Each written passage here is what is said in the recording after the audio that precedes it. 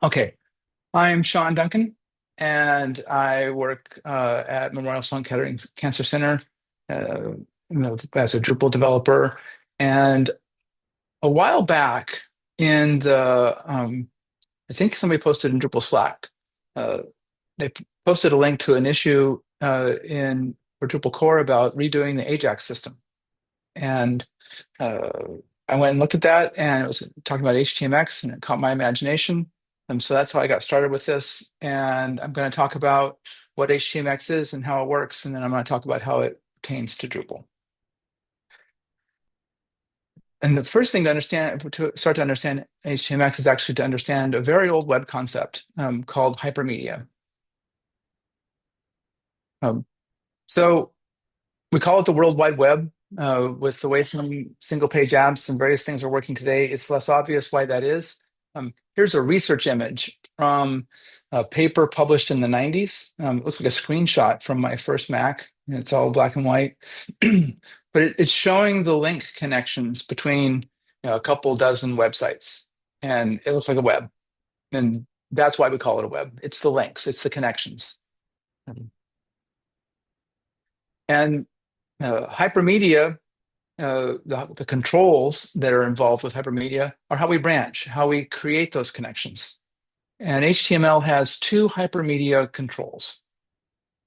There's the A link, the A tag, also sometimes called an anchor tag. That creates our classic link that you click on to go to another page. The other control is a form tag. This is where you fill out a form, you hit submit, and it gets submitted to the server, you get something back. Hypermedia applications then use a declarative syntax within the HTML. If you open your web page and you view source, you can see where the connections are. It's written right there in the source code, and it tells you what they do.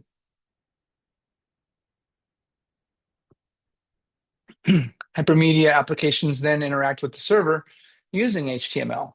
They send a request for HTML, they get HTML back. The user may interact with that, click on something, go to different HTML, fill out a form, get something back. The state of the page changes. All of that reflects what's called the RESTful architecture of the web. Uh, and hypermedia applications use hypermedia as the engine of application state, which is what the originator of the REST architecture calls it. It's a real mouthful. Um, what that means is if you are on a web page and you click next page and you get a new page, it's reflected in the page that you have that you're on page two.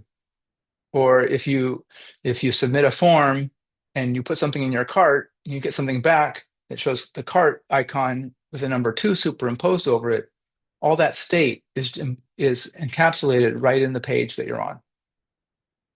So that's hypermedia. And HTMX is designed to make interactive hypermedia.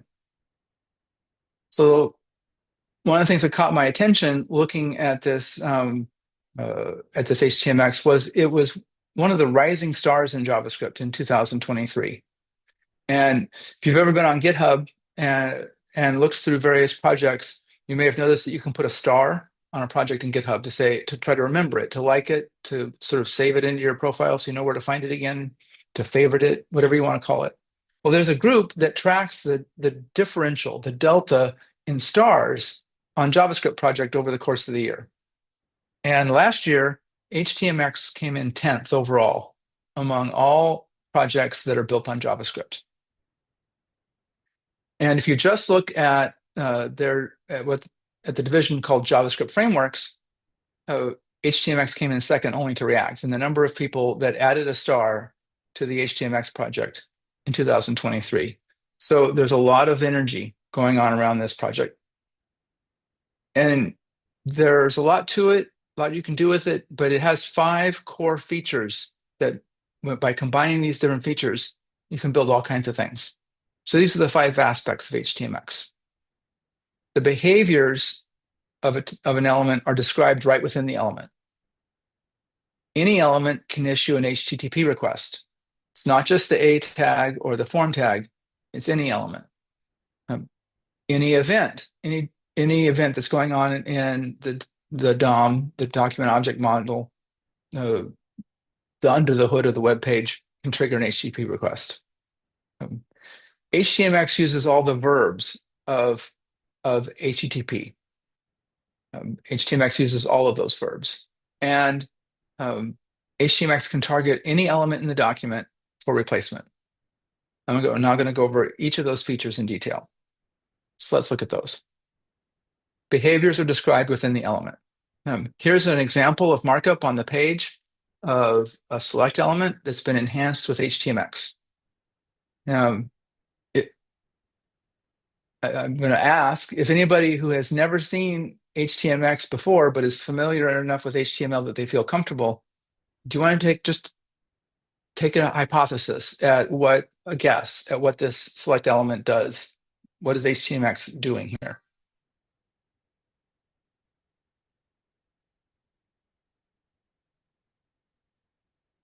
Can people unmute themselves, Shawn? Yeah, I just re-enabled that. Okay, great. So if you think you have a hypothesis, just unmute yourself and looking at this markup, just take your best guess from what you can see. Well, I think I saw your earlier presentation on this, so I'm not going to answer. All right. Let's Well, let somebody else take a chance. anybody else want a shot? You get to pick from options. Pick an item. So let's take it one step at a time.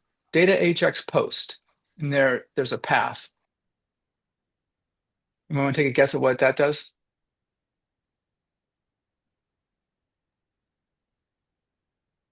All right, I'm going to run down them then. Eric recused himself because he saw the talk before. So data HX post, that sends a post request when this select element is chosen. Data HX select, what's in the quotes there is a CSS selector. CSS selectors are used in styling pages to designate a specific thing on the page and apply a style to it. HTMX uses it to select the thing that it's going to work with. So the HX select property here is going to select that thing out of the response that it gets back. And then it's going to target the same descriptor in the current page, and then it's going to make a swap using outer HTML. So this is going to select a select. It's actually the same select we're looking at. And then it's going to replace that same descriptor, and it's going to replace the whole thing, outer HTML. The key here, though, is it's described right here in the code. You don't have to go look at you don't have to go find JavaScript and figure out what's going on with this element. It's declared right in the source code. I'm going the wrong way. And any element can issue an HTTP request. This is a select tag. This isn't an A tag or a form tag. This is an element that doesn't normally have the ability to send a request to the server.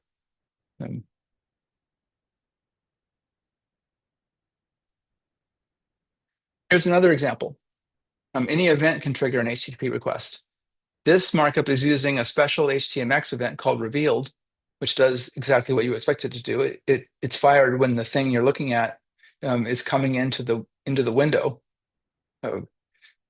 It does a get back to some path, and it asks for page 2. And then it selects a table, and it puts what it's getting after the end. So what happens if you put something after the end of a table?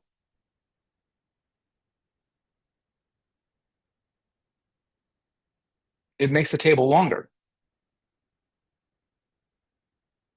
So I think that this could be infinite scroll in just 4 lines of code. That when this row gets close to the bottom of the window, it's going to send a request, and it's going to get the next page, and it's going to tack it on after the table to have some more rows.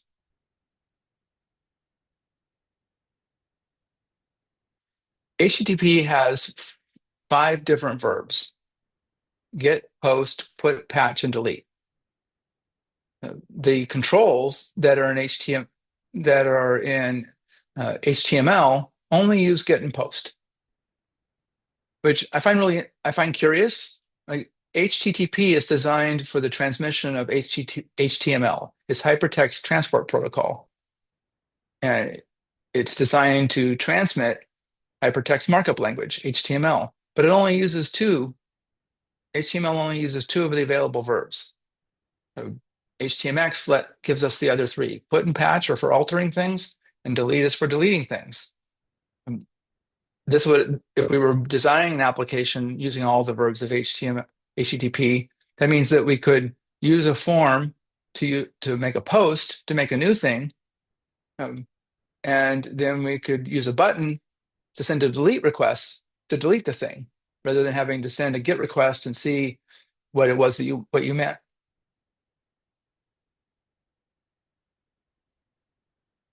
And target any element in the document for replacement. The target element in the HTMX takes any CSS selector. So you can use CSS selectors to pick anything on the page and describe it. So you can use HTMX to do all of these behaviors, and when you combine them, you get a really powerful tool. So let's compare this with a more typical JavaScript approach. In a typical JavaScript approach, you create behaviors using an imperative syntax. That's a series of commands that's separated from the HTML. Browser inspectors have gotten a little better now. A lot of browsers are putting a little bubble when you inspect the code in the inspector with the word event. You can see that there's something bound to that piece of HTML. But just looking at the source code, you have no idea what JavaScript is doing. A typical JavaScript approach also interacts with the server using JSON formatted data, not HTML. JSON formatted data can be formatted all kinds of different ways. You might use a specification like JSON API, but oftentimes not, and it's very, very unique. It's not obvious unless you know the specifications of the API that you're dealing with. And state is modeled in JavaScript memory, as I was just alluding to. So, for example, if you want to put if you want something to happen when you click on an image, you have to go to what JavaScript calls the shadow DOM, where it has a copy of the document that's in the browser, and you have to attach a behavior to the image tag that's there in the shadow DOM. And so when you click on the image, now it knows that it detects that you're clicking, and it goes over to the shadow DOM to figure out what it is it's supposed to do, and then things change. But looking at the actual HTML, that's not even visible. HTMX is different. First of all, it's smaller in scope. Compared to React, it's less than half the size. It's also less than half the size of jQuery that we're using for a lot of these features in Drupal at the moment. It's also smaller in scope. There's even a conversation going on inside HTMX. Is it a framework or is it a library? Because it's not very big and it only does certain things. HTMX extends and processes HTML. It doesn't sit apart from it. It combines with it, and it changes it, and it gives it more properties. HTMX has no other dependencies. It doesn't need any kind of compiler or transpiler. You may have heard of Webpack or some of these other compilers and transpilers that people are using in modern JavaScript. It doesn't need any of that. It just needs to get loaded on the page. So let's look at HTMX in a Drupal project.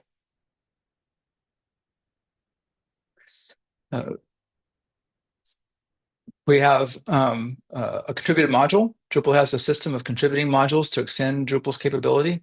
I'm one of the maintainers of the HTMX module in Drupal, so you can add HTMX to any Drupal project just by requiring our module using Composer.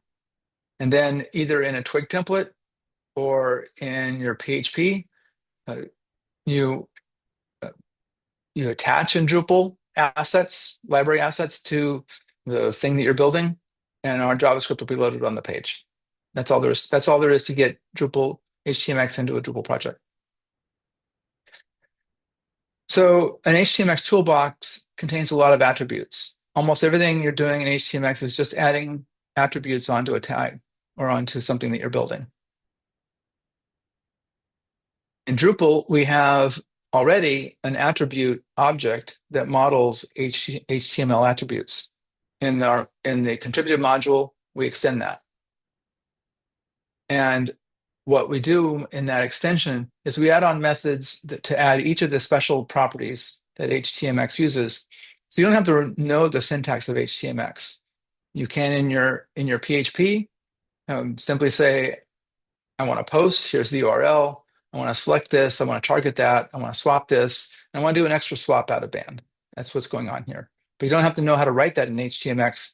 You can call those methods on your HTMX attribute, and when it gets output, it'll be formatted the right way. So Drupal render arrays have an attributes key, and then you can just transform your object to an array because there's a tradition or a practice in Drupal of specifying those attributes as an array and letting other people have an opportunity to change them if they want. So that's why that syntax is that way. I know we have some people that are new to Drupal tonight. And since we extend in the contributed module, we're extending the core attribute. So if you have other attributes like classes, you could just pass the array of those into the constructor for an HTMX attribute, and then they'll be added onto with the HTMX attributes that you're creating, and then you can just put the whole collection back into the attributes property in your render array. There are more tools in the toolbox in the HTMX module.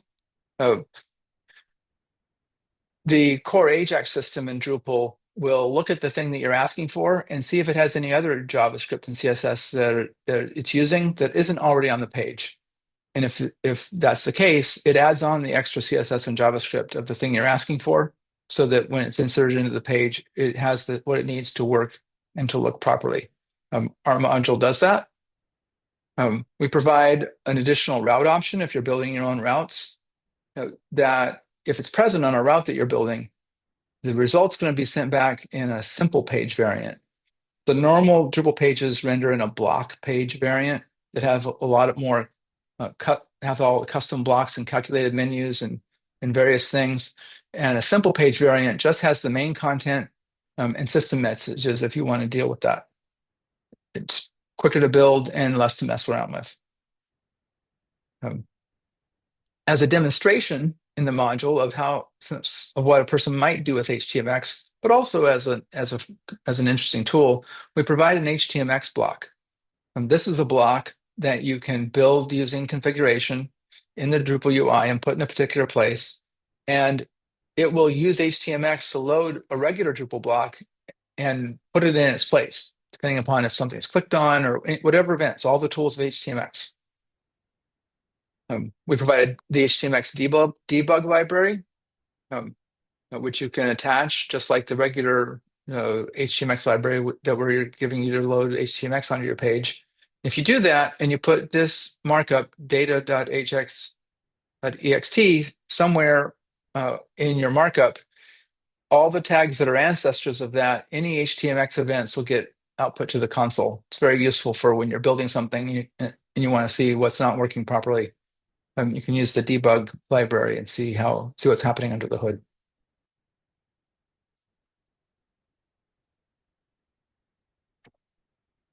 You may not want to build a full page of a node or a taxonomy term or some other entity that you may want to request just a part of it. Drupal provides view modes for configuring different ways of looking at content. So we provide a route where you can specify an entity type, the entity ID, and the view mode, and get back just the markup of that view mode all by itself on a page that you can then snip out the content and insert it into the page. People also sometimes deal with building attributes right in the Twig templates. So we provide a Twig function that'll create an HTMX attribute for you.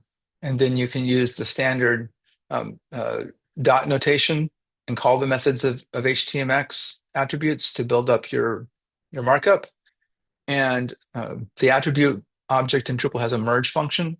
So let's say you already had an attributes object in your template, then you can take your HTMX attribute and merge it in. And when the attributes get output on the tag, your HTMX attributes will be included. All of our URL methods in the HTMX attribute expect a URL object. We don't provide any tools for that, but the excellent Twig Tweak module will let you build a URL object in your Twig template if that's the way you'd like to work.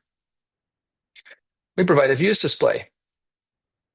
I have a display plugin that sets a custom path and returns the view on a simple page variant that we described before.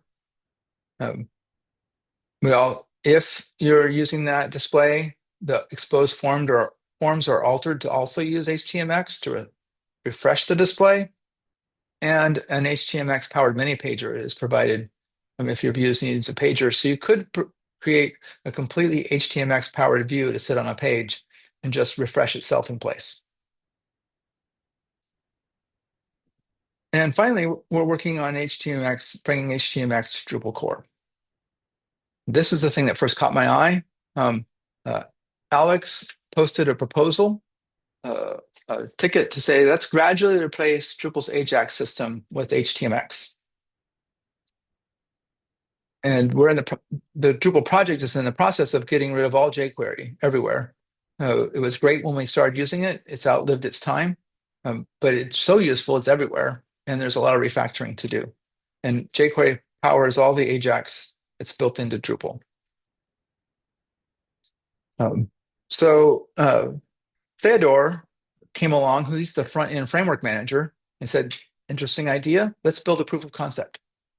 So that's where most of the energy has been going lately. That's a different issue. This is a Drupal, we're using a Drupal creativity pattern. It's happened to all kinds of things in the Drupal history, where we innovate in the contrib space, the contributed modules, and then we bring that learning back to core. So the things that I learned working on and building using the contrib module informed the proof of concept. Some things I learned in the proof of concept then have been informing improvements in the Drupal module. We're using the same process that we learned in contrib to insert assets.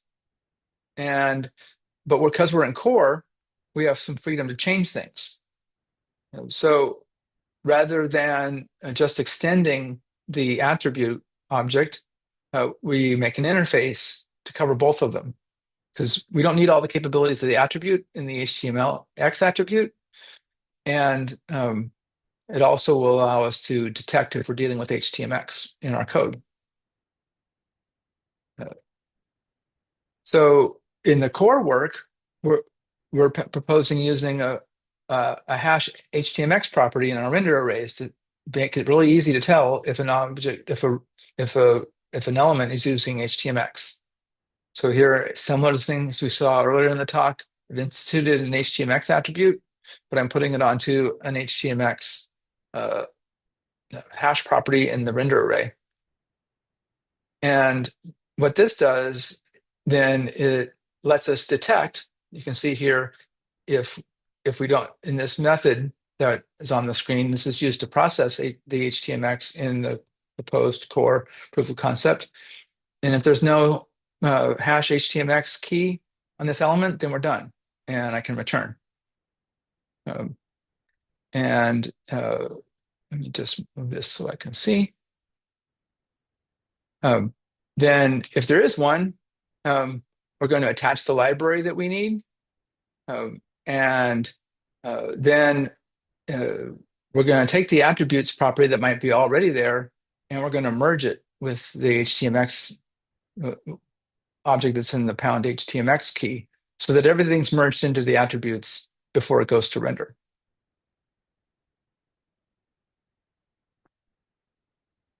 Collaborators on this process in Drupal core are enthusiastically welcomed.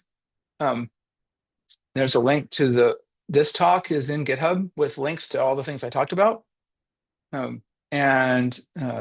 So if you're new to Drupal and you're interested in looking at those issues and how we're working, links to all of that are on this GitHub HTMX talk page. So if you're interested at all, please come to those issues and say, hey, I'm interested. How can I help? Questions or further conversation? That's the end of the formal presentation. Great. Thanks so much for that. Feel free to unmute if you have a question, or you can also chat them. Real quick, I had a question because I was looking a little bit at HTMX some Yeah. more since I heard you give this talk at Evolve Drupal. I noticed that they're soon next year to have like a new version of HTMX. Do you know what the difference between the two is? I don't know anything about a version 3. They recently moved to version 2. Yeah, I think it's version 2. Yeah. Okay, I'm shipping version 2 with the module. Oh, Um, okay. the biggest difference was they dropped IE 11 support, going from 11 Oh, to 2. so Um, not that big. yeah. Nothing Um, new. Fun. no, there was a list of some other changes. I don't remember big changes. That was the biggest thing. Um, I have a I- question. yes. So with like traditional JavaScript projects, you need to have npm or node, typically node based. So with HTMX, are you still, I guess, with that very marked, um, uh, I guess, less requirement of space? Are you still, I guess, pulling in the Node.js kind of modules when you're No, to there's no run? other. Yeah, I mean, npm is a package manager for JavaScript, so right. you use it because the thing that you're pulling in depends on 6 other things or 12 other things. You need to Yeah, pull those exactly. things into. Um, HTMX is self-contained; it has no dependencies. So here's a page that's running on HTMX. Um, Mm, if I keep looking here, I'll find this. I'll find the script tag. There we go. Um, uh, that line right there, I'm yeah. pulling in the HTMX code that's bundled with uh, this is the example of the core, so it's bundled with Drupal, and that's it. So, like your slide deck, for example, is that No, the yeah. slide deck was running in React.js, Okay, which also doesn't have a lot of, or I'm sorry, Reveal.js also doesn't have a lot of dependencies. I was just had to reveal. load a handful of scripts onto the page. Got you. I'm curious, like I'm pretty excited to kind of test this out. I like to I'm a hobbyist in kind of like crypto Web3 development. So basically, instead of the um, I guess the same similar concept like swapping, right? But it's talking to like RPC servers. So I'm curious to see of the optimizations on like crypto applications, not just financial, but in generally speaking. Um, Okay. Um, so yeah, your RPC servers probably don't typically return HTML. Um, no.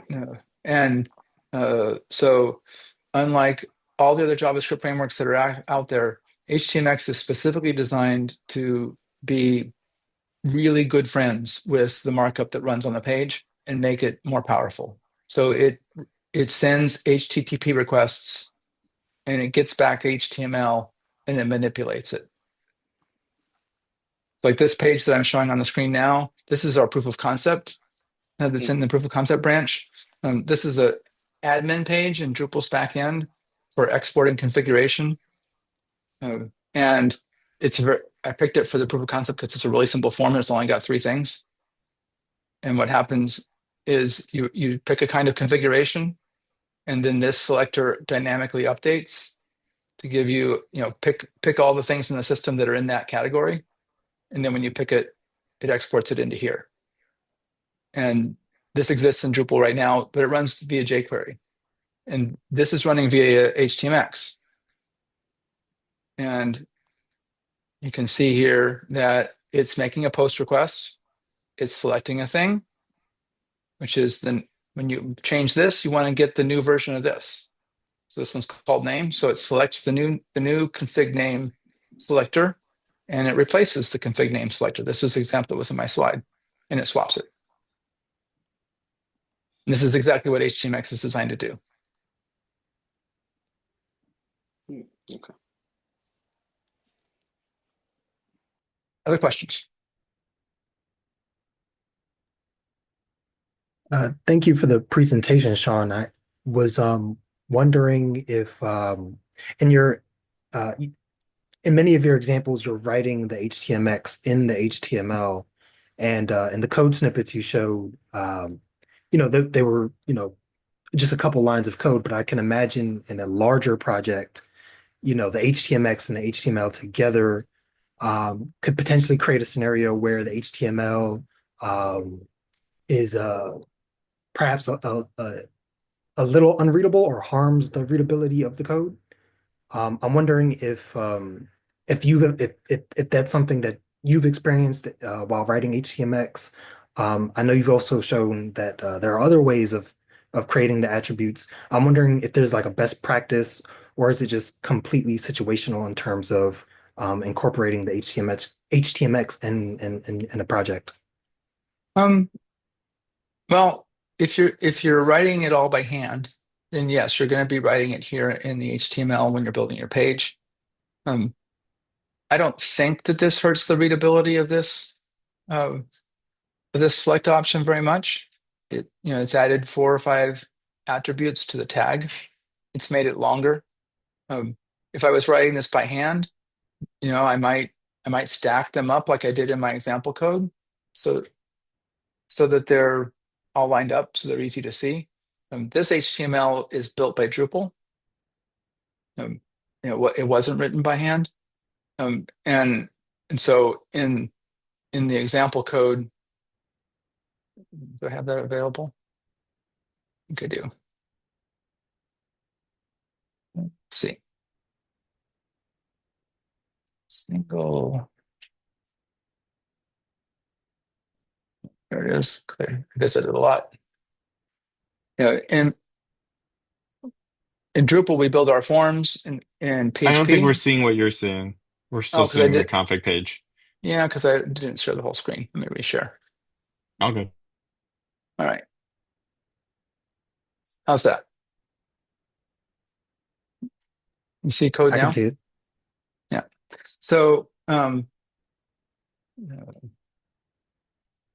So here in PHP, um, it's stacked up. It's easier to read where I'm building it. You can still read it in the source code. It's just not as stacked up as this. And if you were doing it in Twig, you could do it the same way.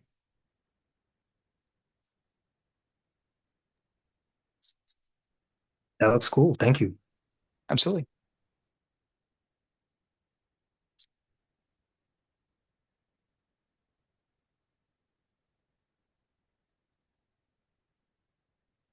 Is this something you'll be working on at the contribution day? Definitely. Theodore, Drupal name Nod, wants 2 examples in the proof of concept. I have one. Um, uh, for Drupalists, I attacked the pound wrapper method of Ajax. That's like the simplest case there is. It has to use an ID. Um, we don't now with HTMX, but still same idea. That just give me a thing that I'm just going to completely replace. So now I'm going to figure out the next simplest thing. Sounds good.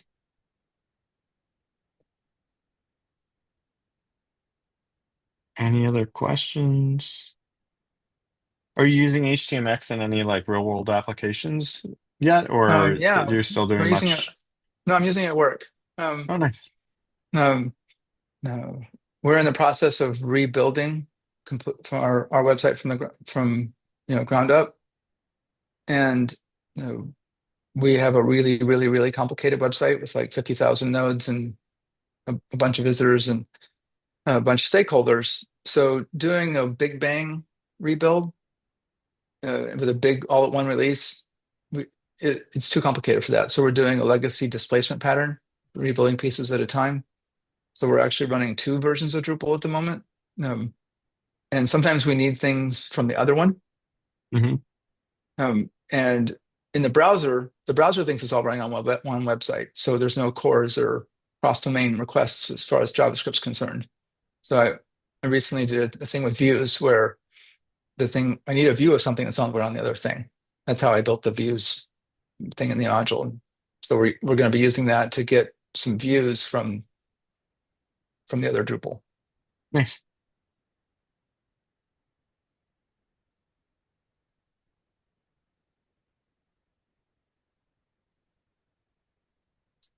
Anyone else?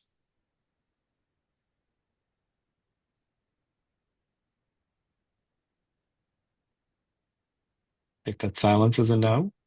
All right. Shawn, thanks so much for You bet. presenting tonight, You bet. Thanks for inviting me. and we'll be promoting the contribution day coming up. Great. I'll see you around Drupal.